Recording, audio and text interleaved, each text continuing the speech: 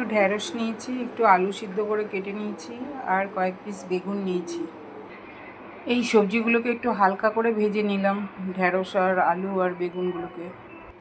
এখানে কয়েকটা মশলা নিয়েছি, একটু সর্ষে, হলুদ, গোলমরিচের গুঁড়ো, একটু পোস্ত, নুন, কয়েকটা বাদাম, কাঁচা বাদাম, আর একটু চারমগজ। তো এগুলো ড্রাই অবস্থায় একটু গুঁড়ো করে নিচ্ছি।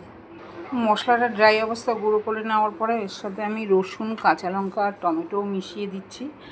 তারপরে আরেকবার সব কিছু মিশিয়ে আরেকবার পেস্ট করে নেব। পেস্টটা তৈরি করে নিয়েছি। কড়াইতে সর্ষের তেল দিয়েছি।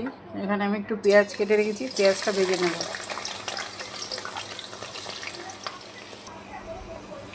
পেঁয়াজটা কিছুক্ষণ ভেজে নিয়েছি। এরপরে যে মশলাটা তৈরি করলাম সেটা দিয়ে দিচ্ছি।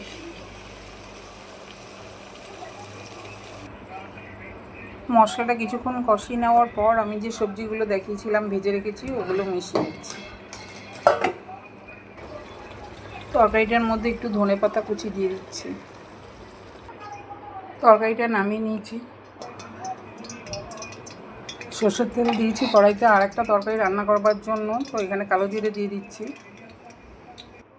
এখানে কয়েকটা বেগুনের পিস ভেজে রেখে আর কয়েক পিস ইলিশ মাছ নুন হলুদ মাখিয়ে রেখেছি।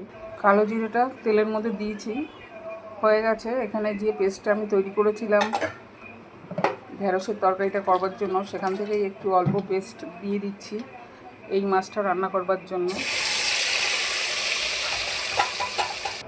মাছগুলো দিয়ে দিয়েছি। মাছের ঝোলটাও রান্না হয়ে গেছে।